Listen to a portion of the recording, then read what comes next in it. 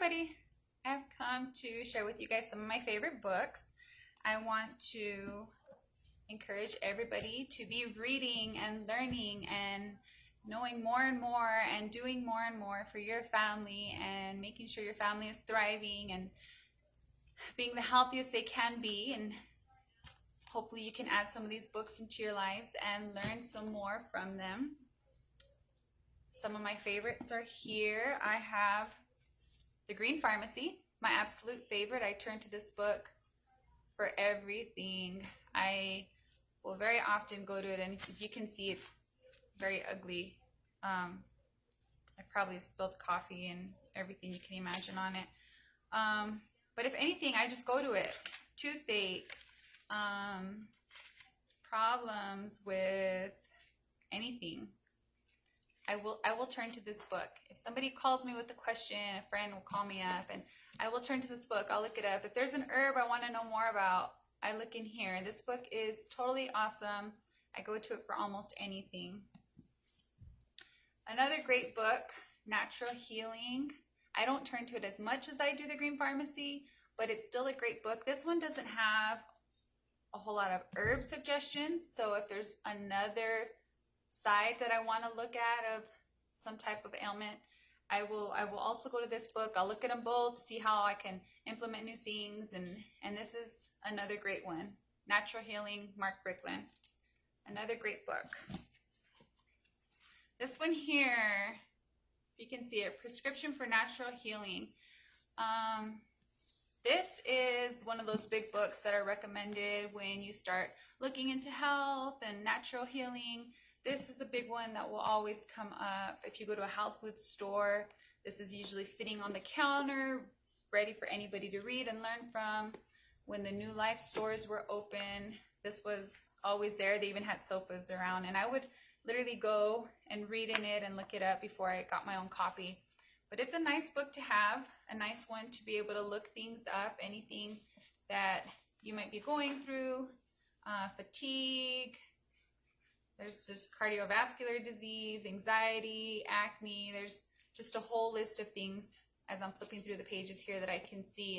And it's nice because it gives an area of nutrients that you should be adding, some herbs that you can add, or recommendations, considerations. It has little sections, and it'll really break down what you should be doing or what you can be doing to help whatever it is you're questioning about. So this is a good one.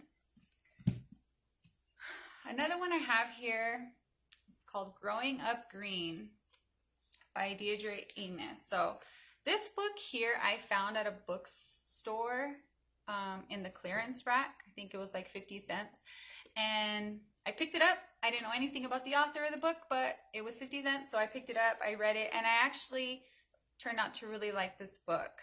When I was kind of new to doing healthier things in my life, it was maybe a little much at first. I thought it was a little much, maybe in areas of like the pans and dishes we should be using and electricity that we were surrounded by, and maybe it was a little much, but I've really come to appreciate this book and add more and more of her ideas and healthy way of living into my life.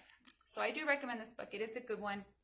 And just a side note, if you're maybe thinking more about eliminating more traditional medicine and turning more to natural, she gives good points on pros and cons of both traditional or natural sides of things. Even as far as vaccines, she's going to give you pros, she's going to give you cons. So it's a good book to look into and read and know more about those two sides. Cancer, Step Outside the Box by Ty Volunteer. This right here, if you don't add any of these books to your library, please pick this one up. When cancer came into my family, we didn't know what to do, where to turn. We had questions, we didn't have answers, and I found this book and I absolutely love it. And even if cancer is not something that anybody you know is battling, this book is just amazing. It's just an overall amazing health book, and it's going to give you tons of information on food, diet, herbs, vitamins, minerals, everything that you can possibly be doing to take care of your health and your family's health and to prevent cancer before it even comes. And there are cures, there are natural cures for cancer. This book is just totally amazing. I highly, highly, highly recommend this book. And hopefully you can read it and learn more. It's just so full of so much. Okay, that's all I have on me. Some that I've lent out or some that are on my Kindle. I have, that I also want to recommend, Nourishing Traditions is a great book. It's like a recipe book, but it is very detailed in the recipes. Each recipe is going to be like 5 pages long because she really goes into ingredients and what you should be adding and the benefit, and it's just a really great book, and she will give you ideas of adding other foods that maybe we're not used to adding into our diet. Maybe like liver being one of them. I'm not big on liver, and we don't really add it in this home either. My husband maybe will, but how great it is for us, right? If you look up the benefits of eating liver, it's amazing. But obviously, right, there's that balance. You're like, no, I'll never touch it, and I probably will never touch it either, so I'm not going to tell you to. But there are great foods, and there's so much more in that book that she will recommend and help us with giving us a recipe to adding it.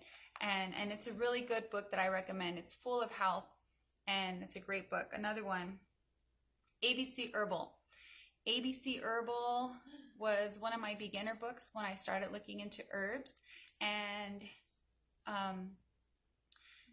the beginnings of adding them, how to add them to your kids' diets, and how to get herbs into your kids, and ways of using them. And ABC Herbal was a great book when I started looking into herbs, and I have learned a lot through that book.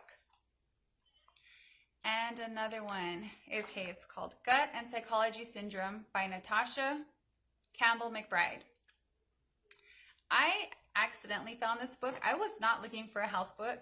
I went on the library's website, and which I highly recommend. The library right now maybe is, right, things are a little bit different right now, but if you go on the library's website, you can literally select the book that you want to read, and they will hold it for you, so you don't have to go to the bookshelves and go searching through the bookshelves at the library. They will literally hold the book that you want, and you can go and pick it up. So I love that option. My kids love that option. And so I went online to the library. I looked up psychology, and I was looking at books on the brain. I wanted to know more about psychology and the brain, and this book, Gut and Psychology Syndrome, came up. And I thought, hey, why not? I put it on hold. I went to pick it up, and it turned out to be a health book. I don't know why I didn't think it would be, but it turns out that our gut is so important to keep clean, to keep healthy, and how the gut affects the brain. And it is just a totally amazing book. I highly recommend that book.